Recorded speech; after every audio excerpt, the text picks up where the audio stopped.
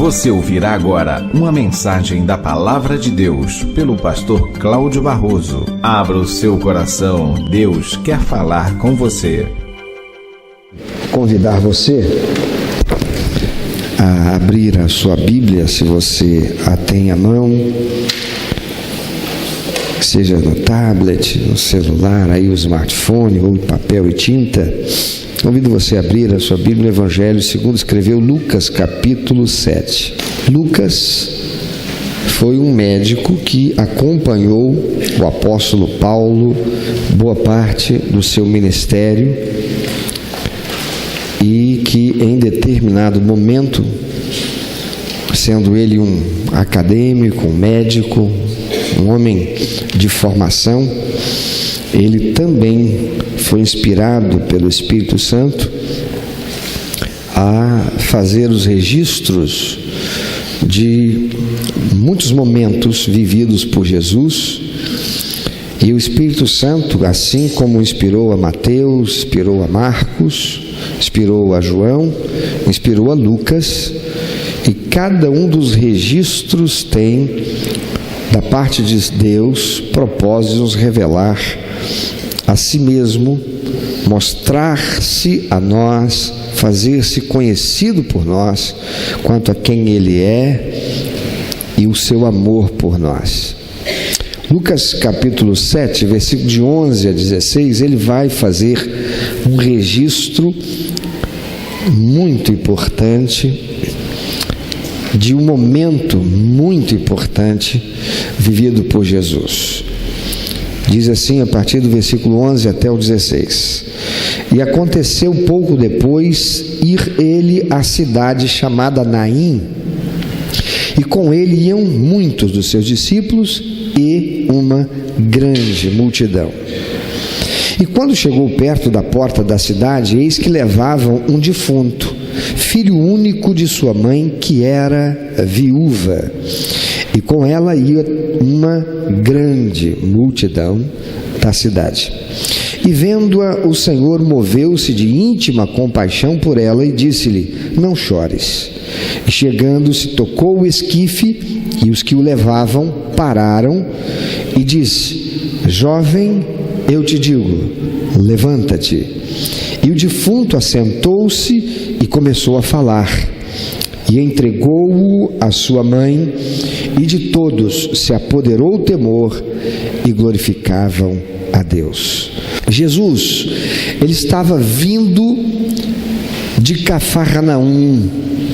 Você vai encontrar isso um pouco antes, nesse mesmo capítulo 7. Jesus está vindo de Cafarnaum, que distava aproximadamente 50 quilômetros desta cidadezinha de Naim. Era uma viagem que certamente levou mais de um dia, considerando que naqueles tempos usava-se muito de viajar a pé, né? Ainda não haviam as Ferraris, os Volkswagens, os Fords da vida, né? Quando muito era aviação jegue para quem tinha, mas Jesus, via de regra, fazia suas viagens a pé. E considerando que se andava em torno de 5 km por hora, 50 km aproximadamente de distância, em um só dia, certamente não foi feita essa viagem. Talvez tenha levado uns 2 dias. O verso 11 diz que havia uma grande multidão acompanhando Jesus, além dos seus muitos discípulos que também o acompanhavam. Jesus não tinha apenas 12 discípulos. Ele escolheu dentre os discípulos que ele tinha 12, que foram mais próximos, aos quais ele de forma mais íntima discipulou, preparando-os para a missão que eles iriam desempenhar quando Jesus não mais estivesse fisicamente entre eles, entre nós. Havia, portanto, uma grande, diz o texto, grande multidão acompanhando Jesus. Amados, como é interessante que ainda hoje há uma multidão que acompanha Jesus, além dos discípulos de Jesus. Discípulos de Jesus são aqueles que estão mais próximos. Discípulos de Jesus são aqueles que assumiram responsabilidade de acompanhar Jesus. Discípulos de Jesus são aqueles que fizeram uma aliança com Cristo para aprender dele e dar seguimento à missão que ele estabeleceu. Multidão não. Multidão é composta por aquelas pessoas que estão à margem, são aquelas pessoas que não têm esse vínculo, são como muitas pessoas que estão visitando as igrejas, mas não são membros da igreja, não fizeram uma aliança com o corpo de Cristo chamado igreja. É a multidão. Amavam? Não, eles eram interessados. Um dia eu fui multidão, até o dia que quis deixar de ser multidão e fazer uma aliança com Cristo, e por isso obedeci à sua ordenança, fui batizado e tornado membro do seu corpo chamado igreja. Quando os discípulos reunidos por Jesus, Jesus os inquiriu perguntando: que dizem os homens ser o filho do homem? Ou seja, quem dizem os homens que eu sou? Muitos dos seus discípulos disseram, alguns disseram, uns dizem que o Senhor é o profeta tal que ressuscitou, outros dizem que o Senhor é um profeta. Mas Jesus perguntou: mas e vocês, meus discípulos, quem vocês dizem que eu sou? E diz o relato do Evangelho que Pedro, cheio do Espírito Santo, então o Espírito Santo, usando a boca de Pedro, disse: tu és o Cristo, o Filho do Deus vivo. Tu és aquele que foi profetizado por todos os profetas. Tu és aquele esperado, o remidor. E Jesus diz: e assim como tu, que acabaste de falá-lo, és Pedro, assim como teu nome é Pedro, e ninguém pode questionar isto, sobre esta pedra, esta afirmação pétrea, inabalável, de que eu sou o Cristo, o Filho de Deus vivo, edificarei a minha igreja. A igreja é fundação feita pelo Senhor Jesus Cristo. Ela pode, por circunstâncias humanas, ser chamada de Igreja Batista, Assembleia de Deus, congregacional. Ela pode ter a bandeira denominacional, qual for, se ela tiver Jesus Cristo como seu único, eterno, suficiente Salvador. Se a salvação a ser obtida para a vida eterna for somente através de Jesus Cristo e pela graça, e não pelas obras, se essa igreja ela esposa a fé no Deus que é Pai, que é Filho, que é Espírito Santo, três pessoas distintas e um só Deus. Se essa igreja ela crê que só Jesus Cristo salva, se essa igreja ela busca amar o próximo como a si mesmo, amando a Deus acima de todas as coisas, essa igreja é a igreja de Jesus Cristo. Pai Jesus chega naquela cidade e a multidão o está acompanhando. Será que você hoje faz parte da multidão que tem seguido Jesus? É interessante que nos nossos dias o Facebook, cada um de nós pode ter centenas, dezenas, centenas, milhares e até milhões de seguidores. Mas eu descobri que nem todo mundo que estava no meu Face era meu fã. Era apenas um seguidor. Eu descobri que tinha muita gente que estava se tornando seguidor do meu Face com o único propósito de que eu seguisse o Face dele.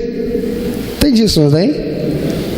Gente que vai lá e clica na sua página, curte a sua página, se torna teu seguidor, mas com a intenção de que você passe a seguir a página dele.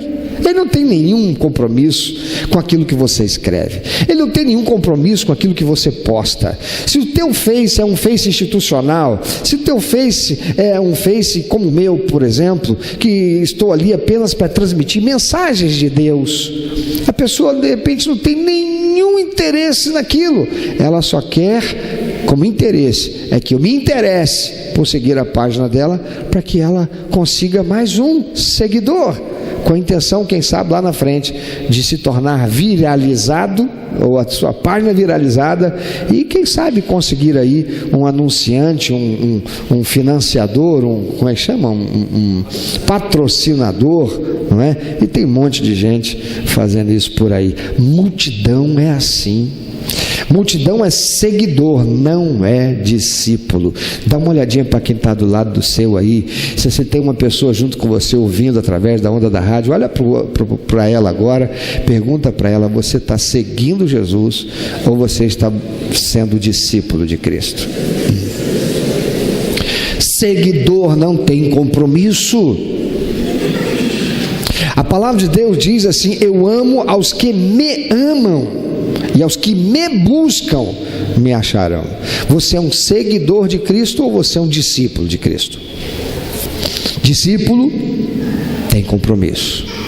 Discípulo busca conhecer Deus. Discípulo não apenas lê, estuda a palavra de Deus. Discípulo é ovelha, rumina o alimento espiritual que recebe da palavra de Deus.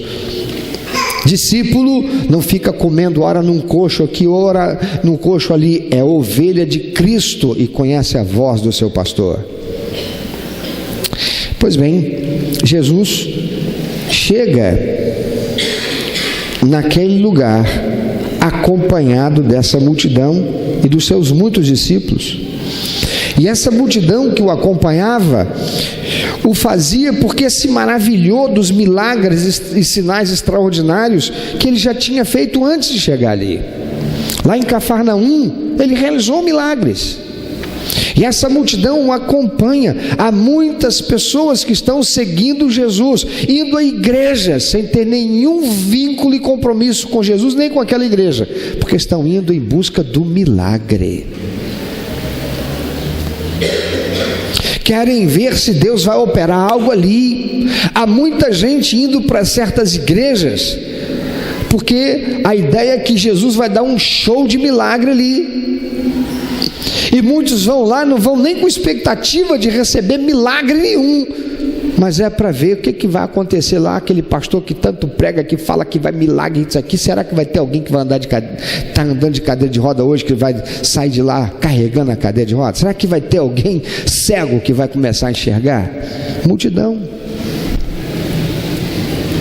Essa multidão acompanhava porque se maravilhou dos milagres e sinais que Jesus realizara. Eles estavam alegres. Muitos estavam acreditando que acompanhavam aquele que fora profetizado pelos profetas do que era a sua Bíblia de então, o chamado Antigo Testamento por nós. Aquele que era o prometido, predito pelos profetas, queria promover a libertação de Israel do domínio de Roma e torná-los um reino livre, independente, soberano, novamente como nos tempos de Davi. Muitos estavam seguindo Jesus, alegres por tudo aquilo extraordinário que viram Jesus realizar. E Jesus estava indo para a cidade de Naim. E essa cidade de Naim ficava a sudoeste do Mar da Galileia, próxima a Nazaré. Essa cidade existe até hoje. Não mais daquele jeito, porque uma nova cidade foi construída sobre o que fora aquela cidade, que na época, nos nossos dias, seria considerada mais uma vila do que propriamente cidade. Naim significa... Esse nome, né? Essa palavra Naim significa formosa, bela, graciosa. Jesus estava indo para aquela que é formosa, bela, graciosa. E ele vai com um cortejo alegre, com uma multidão alegre, uma multidão celebrando, uma multidão ainda falando das coisas extraordinárias que viram Jesus realizar. E estava dando da ótica, da visão dele, daquilo que aconteceu, porque estava mais perto, e o outro estava um pouco mais distante, e apenas souberam, ou soube do que aconteceu, estavam ali felizes acompanhando. Mas quando Jesus rodeava e subia a encosta que levava à cidade de Naim, Jesus encontra um cortejo fúnebre. O morto era um jovem, filho único de uma viúva, que agora não tinha mais ninguém. O cortejo fúnebre, ele seguia em sentido contrário ao de Jesus. O cortejo fúnebre saía da cidade cujo nome significa Formosa, mas não havia formosura nenhuma naquele contexto. Não havia nenhuma alegria, não havia nenhuma formosura, não havia nenhuma beleza. Havia apenas tristeza, havia amargura, havia dor, havia choro. É um cortejo fúnebre seguindo em direção ao cemitério que se localizava fora dos muros da cidade. Era costume dos judeus terem os seus cemitérios fora da cidade.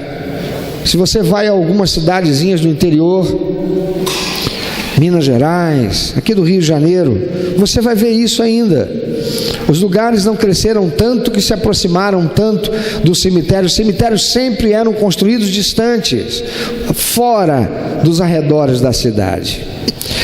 Isto era uma prática, porque ninguém quer conviver com a morte. Ninguém quer abrir a janela e ter a visão de um cemitério. Ninguém quer abrir a janela e ter a visão da tristeza. Ninguém quer abrir a janela e ter a visão da feiura. Nós queremos abrir a janela e ver um lindo dia nascendo e nos inspirando e nos enchendo de alegria. Queremos ouvir passarinhos cantando. Não queremos ouvir choro e lamento daqueles que perderam os seus amados. Então lá vão duas multidões seguindo em direções opostas, mas que se encontrarão próximas à porta da cidade. Uma multidão cheia de alegria estava seguindo para entrar na cidade, acompanhando aquele que veio para dar vida e vida em abundância, o Senhor Jesus. E a outra multidão, cheia de tristeza, condoída, consternada, acompanhando uma viúva que chorava junto ao esquife em que jazia o corpo morto do seu filho, da sua esperança, dos seus sonhos. Há aqui agora algumas peculiaridades pelas quais o Espírito Santo inspirou o evangelista a registrar esse momento na vida de Jesus, por causa do ensinamento, da revelação que ele nos quer transmitir, que ele quer que eu e você saibamos. Interessante que muitos dos milagres de Jesus que estão relatados, Jesus operou milagres, mas foram as pessoas que tomaram a iniciativa de ir até Jesus em busca do milagre. Algumas pessoas foram como Zaqueu, o publicano rico e corrupto, mas que era baixinho e que se humilhou subindo naquela árvore para ver e quem sabe chamar a atenção de Jesus. Outras como Bartimeu, um mendigo cego que ficava à beira do caminho, próximo à entrada da cidade, e que gritou o nome de Jesus, até que ele lhe deu atenção e operou o milagre, e ele foi curado e passou a enxergar. Outras ainda como a mulher do fluxo de sangue, que se arriscou em meio à multidão, crendo que se tão somente ela tocasse na vestimenta de Jesus, ela ficaria curada. Ela que gastara todo o seu recurso em anos de investidas com a ciência, que nada pôde fazer para debelar a sua dificuldade. Mas nesse caso, nós vemos Jesus tomando a iniciativa para agir na vida de uma viúva marcada pela tragédia. Olha para quem está do teu lado. Talvez essa pessoa não está com uma expressão marcada pela tragédia, mas tem um ditado que diz que quem vê cara não vê coração. Talvez ela te dê um sorriso, olhando para você, te dá aquele sorriso. Alguém resolveu chamar de amarelo, eu não sei porquê, porque de repente o sorriso é até lindo, né? Cadê o Sérgio? Cadê o Sérgio? Dá um sorriso aí, Sérgio. Olha para trás. Impossível não ver aquele sorriso, né? Vai dizer que um sorriso daquele amarelo, nem triste ele vai chorar, ele vai sorrir amarelo. Mas tem gente que vai olhar e dizer, né? Sabe aquele sorriso? Não dá nem para dizer que é o Dove, né? É o Deve. Então é o sorriso Dove. Conhece o sorriso Dove? Hein? Não, que... Rapaz, quem está pregando sou eu. O cara quer, entendeu? Dá pitaco na pregação. Sorriso Dove. Conhece o sorriso Dove? Quem se lembra da propaganda aí? É do tempo do Marco Aurélio, né? Sorriso Dove. É aquele assim, ó. É do maxilar inferior para baixo. Conhece? É assim, né? Sorriso Dove. Não vai encontrar uma ruguinha, não é verdade? Sorriso Deve. É só para o lado, mas não abre nem a boca, porque está devendo tanto que está arriscado, né? Você não sabe. Talvez essa pessoa do seu lado está vivendo um momento difícil, está aqui, mas está passando por uma fase de depressão. Quem sabe ouvindo agora pelo rádio, você está vivendo uma realidade que ninguém conhece o seu interior. Ah, se soubessem pelo que você tem passado. Jesus, ele toma a iniciativa para agir na vida de uma viúva marcada pela tragédia. Ela não clamou como Bartimeu, ela não correu aos pés de Jesus como a mulher do fluxo de sangue. Ela estava chorando a dor da morte de seu filho único, chorando a dor da morte do seu sonho que agora seguia para ser sepultado. O Espírito Santo, queridos, inspirou o apóstolo a esse registro, não apóstolo, médico, Lucas, a esse registro para mostrar o quanto ele ama o ser humano, o quanto ele se preocupa conosco, que ele não tem prazer no nosso sofrimento nem na nossa dor. Esta é a razão desse relato registrado, expressar o amor de Deus por mim e por você, e que ele se importa com você e comigo. As 5 ações de Cristo nesse texto que nos chama a atenção nesse sentido, eu quero compartilhar com você, porque é isso que Deus espera que você entenda e ouça e receba. Primeiro, Jesus olhou para aquela mulher. Diz o texto, verso 12 e 13: quando chegou perto da porta da cidade, eis que levava um defunto, filho único de sua mãe, que era viúva, e com ela e uma grande multidão da cidade. E vendo-a, o Senhor moveu-se de íntima compaixão por ela. Meu amado, deixa eu te perguntar uma coisa. Tem uma multidão acompanhando um féretro, um caixão, um esquife. Será que aquela pessoa que está lá na frente chorando é a mãe, é a esposa, é a irmã? Você tem como afirmar isso? Principalmente se houverem várias outras. Naquele tempo, naquele contexto, era muito comum estarem presentes as chamadas carpideiras. Algumas eram profissionais, elas eram pagas para chorar quando o sepultamento era de alguém que não era muito bem quisto na sociedade. Então a família pagava a carpideira, porque eram aquelas profissionais que ficavam chorando. Que maneira boa! Porque ninguém gostava daquele cara. Alguns estavam dizendo assim: já foi tarde. E a família não queria ver isso. Mas essa mulher era uma viúva. Essa mulher não tinha mais ninguém. Essa mulher só tinha um filho. E tinha uma grande multidão da cidade acompanhando o sepultamento. Isso denotava o quanto a situação dessa mulher constrangeu aquela população. E esta mulher e sua família, e talvez aquele moço, fosse alguém muito estimado por aquela comunidade. Difícil seria, olhando para a multidão, identificar quem dentre aquelas mulheres seria a mãe, a viúva, a pessoa mais afetada por aquela tragédia. Mas diz a palavra do Senhor: e quando chegou perto da porta da cidade, eis que levavam um defunto, filho único de sua mãe, que era viúva, e com ela ia uma grande multidão da cidade. E vendo-a, Jesus a identificou em meio à multidão. Jesus olhou para aquela mulher.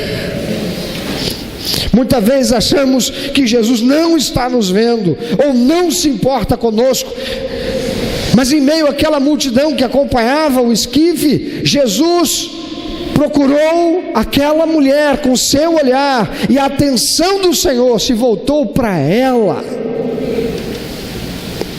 Amado, meu irmão, minha irmã, meu amigo, minha amiga, esteja aqui ou ouvindo pela rádio, Jesus, Ele nos vê, Ele nos conhece, e Ele jamais vai nos desamparar. Ele se importa comigo e com você.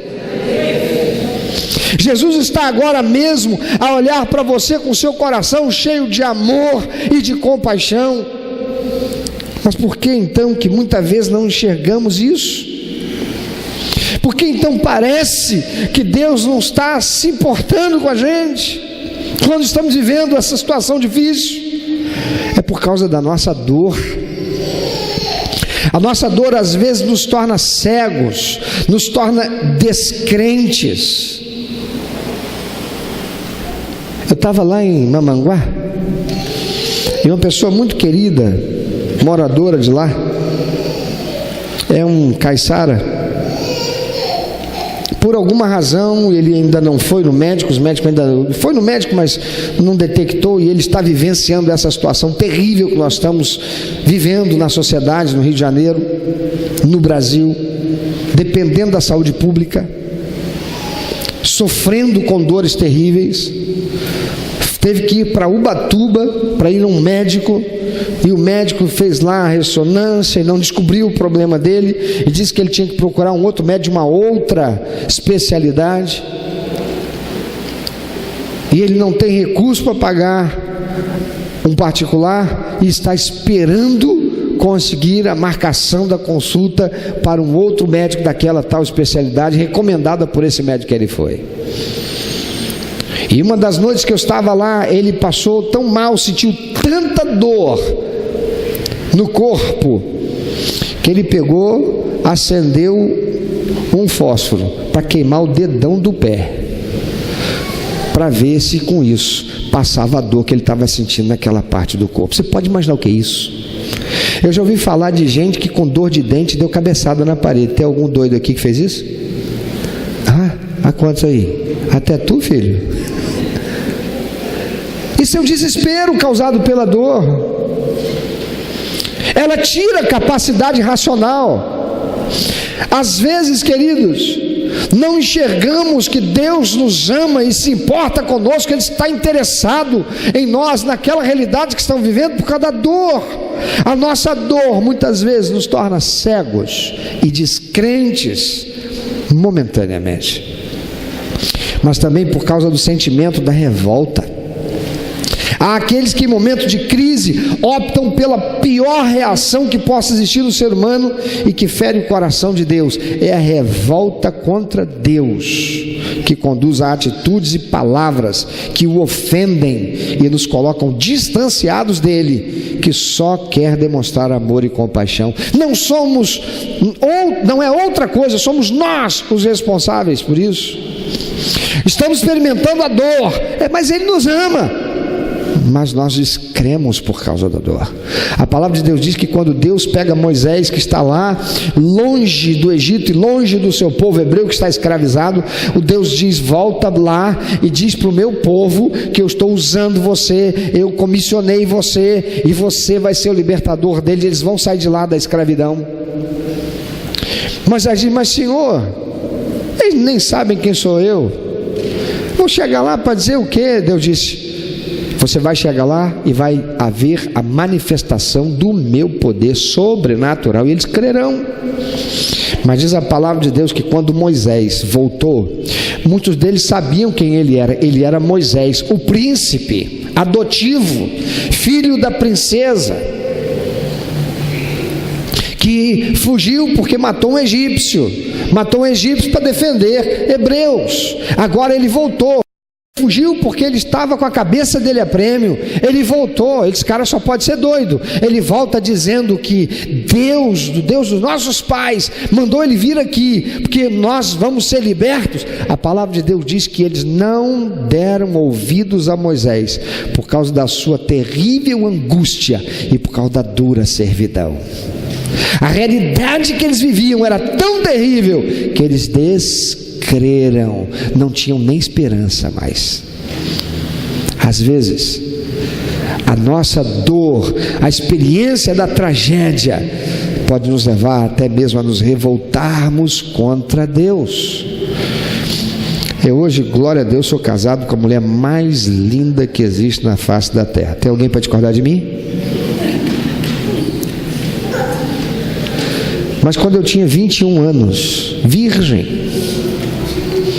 comprometido com Deus, servidor na obra do reino de Cristo, braço direito do meu pastor, líder na juventude, virgem, casamento só faltando marcar a data, com uma moça que eu acreditava que também era virgem como eu, porque eu queria me guardar santo para o meu casamento. Pego ela saindo do motel com o rapaz, que era casado e que tinha filhos, ou seja, não tinha nada para oferecer a ela, um futuro para oferecer a ela, como eu tive. Sabe o que eu fiz? A minha dor foi tão grande que ao invés de eu raciocinar e dizer obrigado, Senhor, porque o Senhor está me livrando de uma desgraça futura, eu fiquei revoltado contra Deus. Eu chutei o balde, eu fui para o mundo. Eu disse: para que valeu eu me guardar em santidade se Deus deixou isso acontecer comigo? E sabe no que adiantou a minha revolta? Eu me afastei de Deus. Deus estava me preservando, Deus estava me abençoando, Deus estava cuidando de mim para que a Flávia pudesse casar comigo. Oh glória! Mas a minha dor foi tão grande que eu chutei o balde com Deus.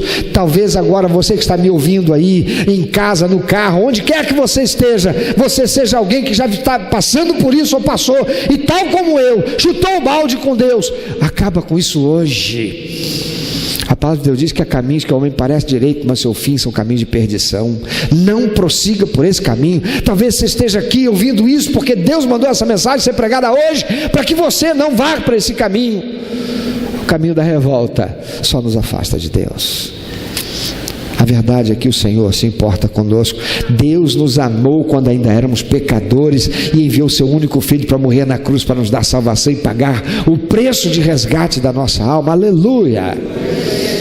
Jesus olhou para aquela mulher: ei, contrário a tudo que você tem ouvido na sua mente, que parecem ser seus pensamentos, mas são pensamentos instigados por demônios, Deus te vê, Ele te contempla. Segundo, Jesus se compadeceu daquela mulher. Diz o verso 13: e vendo-a, o Senhor moveu-se de íntima compaixão por ela. Jesus compreendeu a dor daquela mulher e se compadeceu dela. Quando Jesus olha para nós, queridos, Ele se compadece e sente a nossa dor.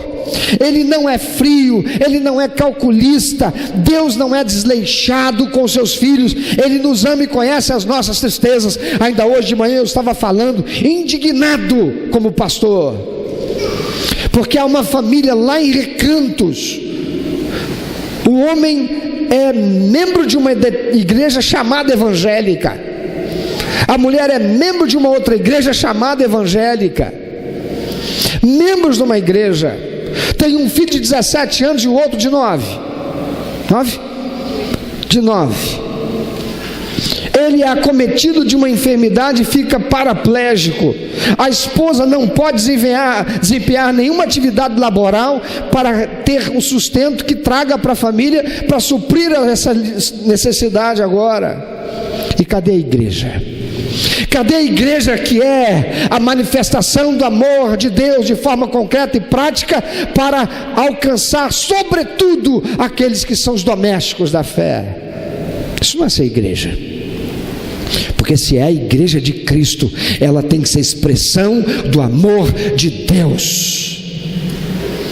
E não há expressão de amor de Deus sem expressar o amor para o meu próximo, sem me envolver com a realidade sofrida daquele que sofre, sem me envolver com a necessidade do meu irmão, sobretudo o meu irmão, membro do mesmo corpo de Cristo que eu. Amados, quando Jesus olha para nós, Ele se compadece, Ele tem interesse em intervir na realidade. A nossa dor é a dor dEle, o nosso sofrimento é o sofrimento dEle, porque Ele nos ama. Ele entregou-se a si mesmo naquela cruz por nós, por isso.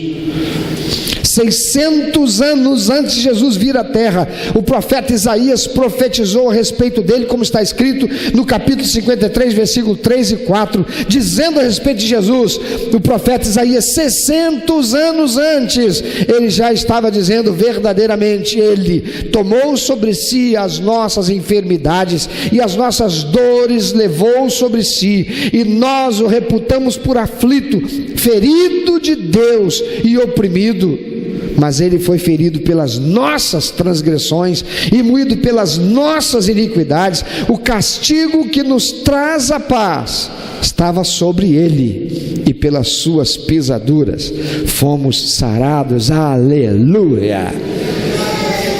Me mostra na história, me mostra nas culturas um Deus que se importa com o homem a tal ponto de dar o seu próprio filho. Não existe. Só o cristianismo.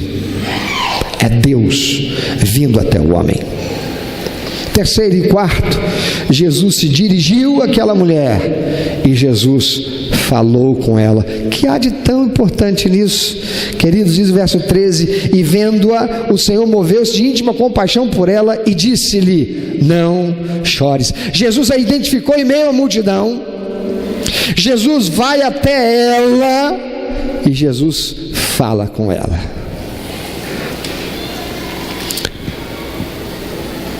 Olha que coisa interessante. Eu já conheci muito crente que quando vê um outro crente passando por uma dificuldade, a primeira coisa que ele faz, sabe o que é? Julgar. Sabe que está passando por isso, né? Ou então fofocar.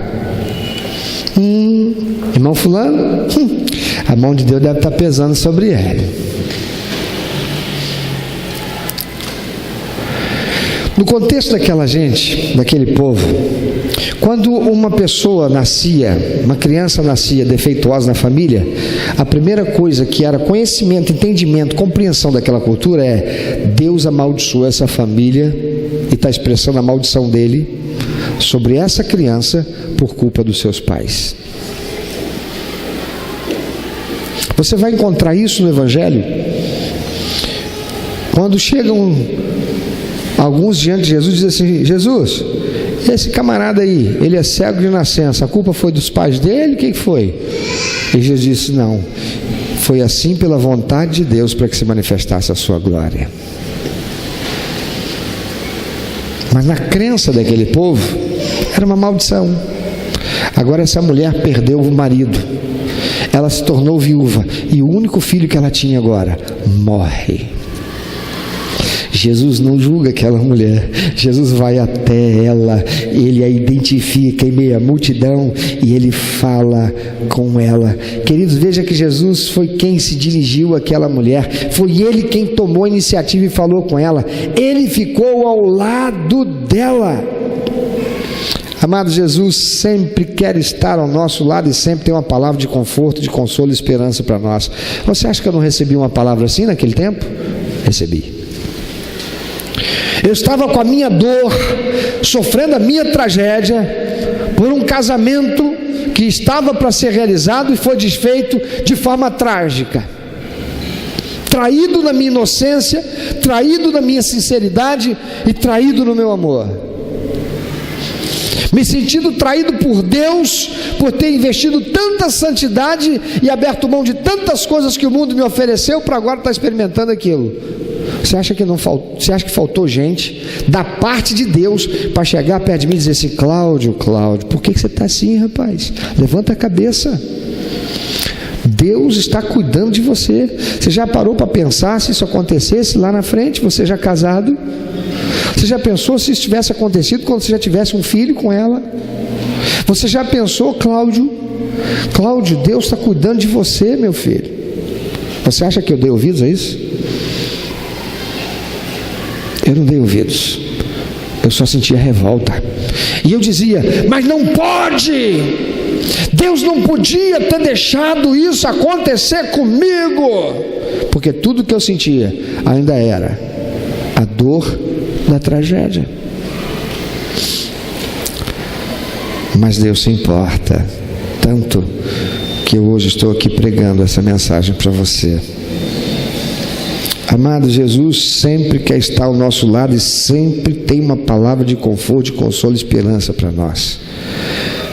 Muitas vezes eu esperei que Deus me acordasse de noite com uma voz para dizer assim: Cláudio, sabe por que eu vim aqui, Cláudio?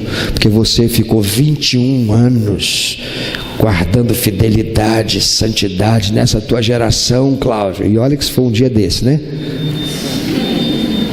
Quantos nessa tua idade, homens com 21 anos, são virgens, Cláudio? Quantos suportam a chacota no trabalho, na escola, faculdade, Cláudio?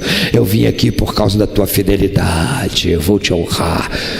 Tem muita gente esperando que aconteça isso.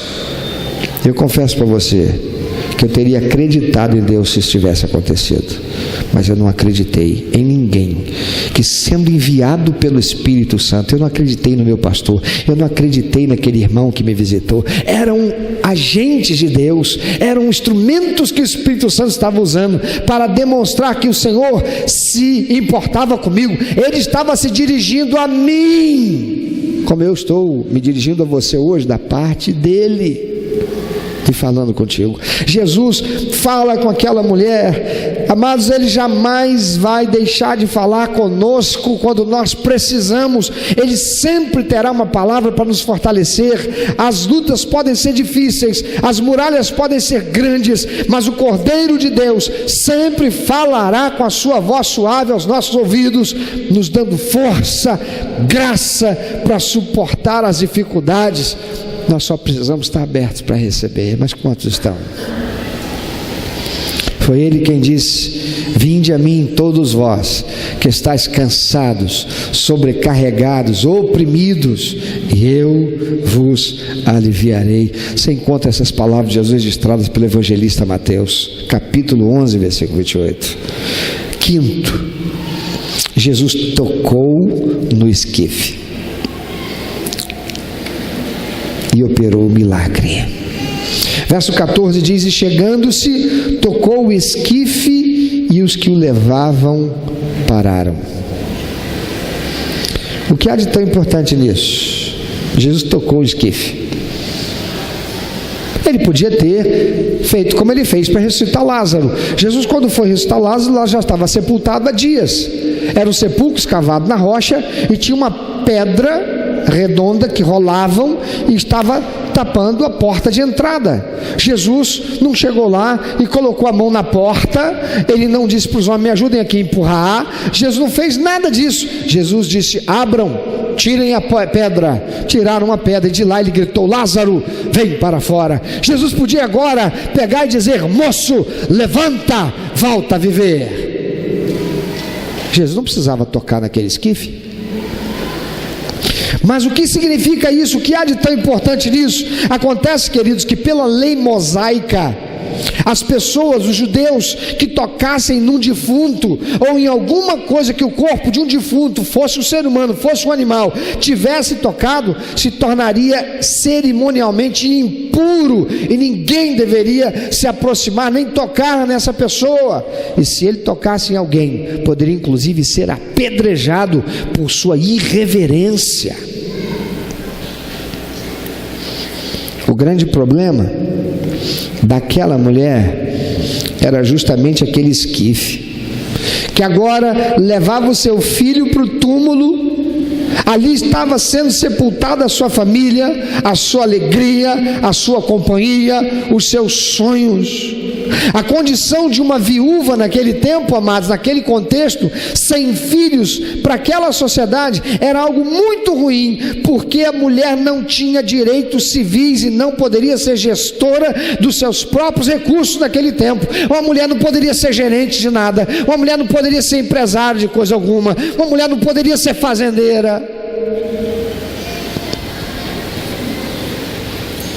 Porque morrendo o marido e os filhos, ficando só, seus bens passariam a um ascendente da família que fosse do sexo masculino. Se aquela mulher não tivesse mais ninguém, quem iria se importar em colocar a mão no problema, no esquife, e tomar para si esse problema? O que é que Jesus faz? Jesus põe a mão onde ninguém quer colocar a mão. Ele vai lá e se mete no problema. Ele vai lá onde você está em meio às drogas, lá onde você está em meio ao crack, lá onde você está em meio à promiscuidade, à prostituição, à homossexualidade, seja o que for. Ele se importa com você e ele vai lá. E ele está indo hoje através da igreja de Cristo, através de homens e mulheres de Deus. Ele está indo lá, como essa igreja está indo lá em Babi, para ser instrumento de Deus, para a transformação da realidade de tantas pessoas, quantas puderem ser alcançadas por essa igreja lá. É Jesus indo e tocando no esquife. Amados, Jesus o faz. Ele toca no esquife, ele ressuscita a alegria, ele destrói a dor, ele cessa a impossibilidade, ele realiza o milagre, ele ressuscita o morto, ele ressuscita o sonho, ele traz à existência o que não mais existia, quando ele ressuscita o filho daquela mulher viúva. Em qual área da sua vida Jesus precisa tocar? Em qual área? Área moral, ninguém quer tocar. Sua mulher já te abandonou, quem sabe teus filhos já te abandonaram. Eu ontem estava conversando com um homem que me parou. Ele não tem intimidade comigo, nunca teve intimidade comigo, por ele saber que eu sou um pastor. Ele me conhece de me ver ir para lá, de vir para cá, de chegar e sair, mas por ele saber que eu sou um pastor, e por causa da situação, da realidade terrível que ele está vivendo, casado já numa certa idade, com uma filha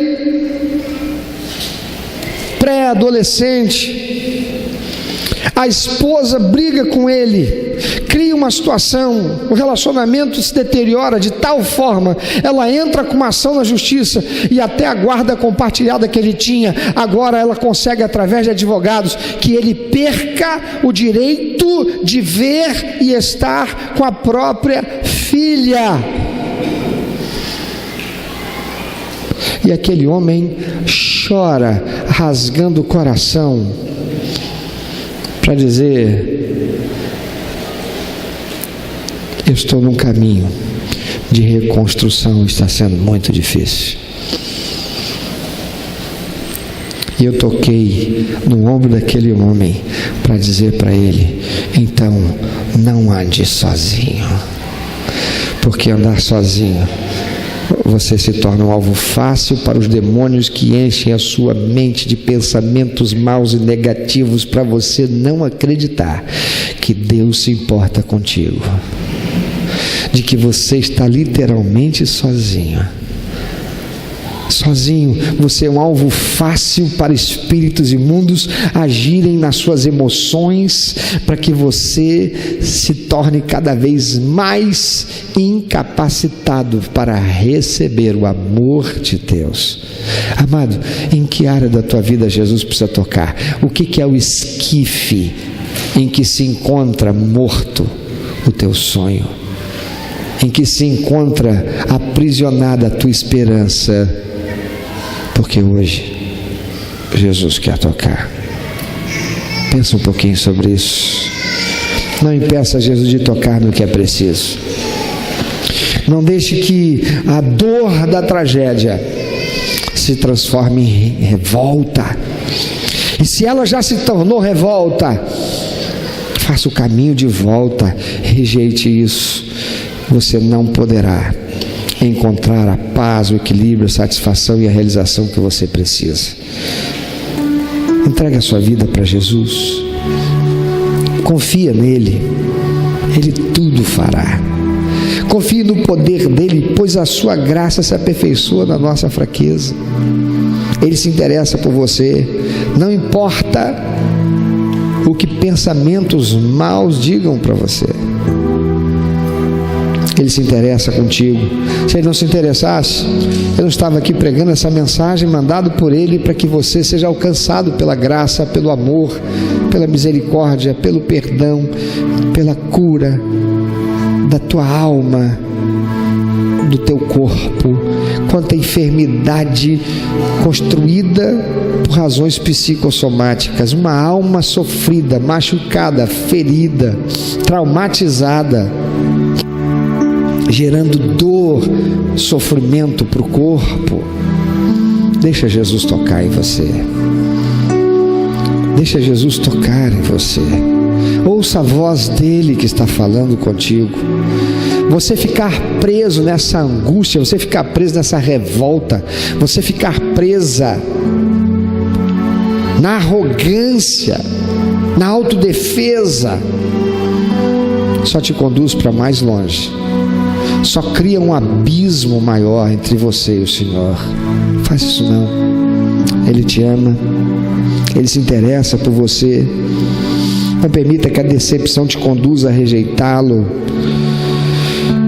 Não faça como eu fiz lá na minha juventude, no princípio da minha juventude, permitindo que a paixão dominasse sobre a razão e eu descresci completamente, e por isso paguei um alto preço, perdendo anos da minha vida, caminhando por caminhos tortuosos de revolta. Permita que Jesus conduza você. Abra-te agora, receba as palavras de amor e compaixão que o Senhor transmite a você nessa hora. Teu casamento pode ser restaurado, pode haver cura por teu casamento, mas você tem que crer e se dispor a fazer a sua parte. Qual é a sua parte? Abra o teu coração. Rejeite os sentimentos negativos, maus, que foram criados, gerados, construídos pelo abatimento da tua alma, pela tragédia que você sofreu, pela decepção que você sofreu. Abre o teu coração. Deixa Jesus tocar aí agora. Ele pode restabelecer, Ele pode fazer acender de novo aquela paixão, aquele amor que você julga ter desaparecido pelo teu cônjuge, porque ele errou com você, ela errou com você, mas no fundo você ainda ama. Não deixe que a tragédia designe o seu futuro. Deixe que Jesus faça novas todas as coisas na sua vida. Entrega teu caminho ao Senhor. Confia nele. Você não vai conseguir isso por você trazer oferta em dinheiro, como muitos estão pregando por aí. E estão levando multidões a encherem as suas igrejas. Jesus não tem compromisso com multidões. Jesus tem compromisso com discípulos. Jesus tem compromisso com aqueles que se abrem para recebê-lo como seu único, eterno, suficiente Salvador e Senhor das suas vidas. Ele ama você. Ele quer te dar a paz. Ele quer restaurar a sua vida. Ele quer trazer cura à enfermidade da tua alma. Ele quer trazer cura à enfermidade do teu corpo físico. Para de fazer como aquele Caissara. Tem muita gente que está acendendo uma vela para queimar o dedão, para que uma dor desfaça a outra. Tem gente se envolvendo na droga por causa da dor da alma, por uma decepção, por uma experiência trágica vivida, de um amor não correspondido, de uma traição sofrida.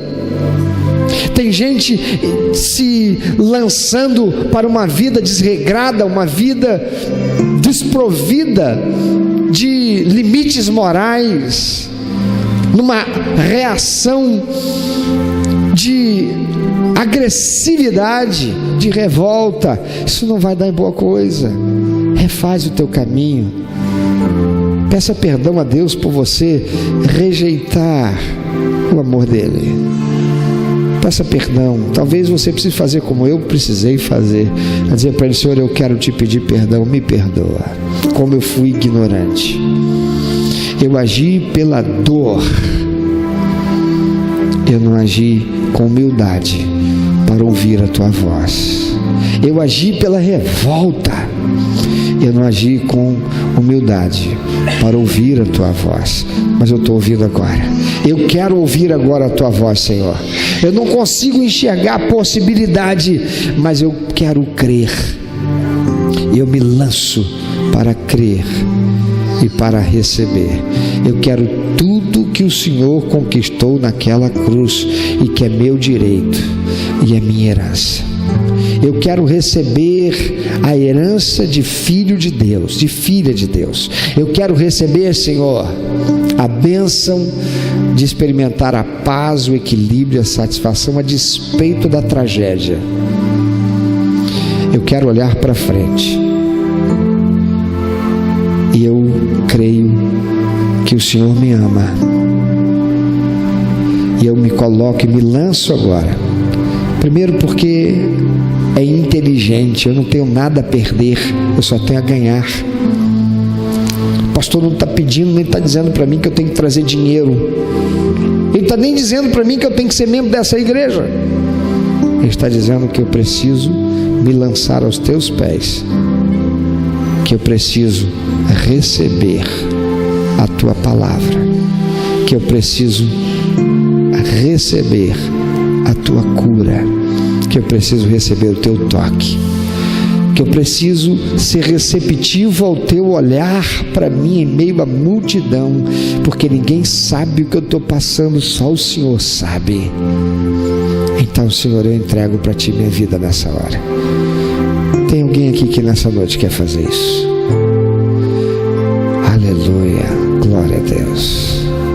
Meu amado, se Deus tem falado ao seu coração, se você foi constrangido pelo Espírito Santo e quer compartilhar isso conosco, quero que nós estejamos orando por você. Se você quer nos informar que você recebeu Jesus como teu único, eterno e suficiente Salvador, se você quer saber um pouco mais a respeito do que fazer para dar prazer ao coração de Deus e viver a vida que o Senhor tem reservado para você, vida de paz, de equilíbrio, de satisfação, entre em contato conosco.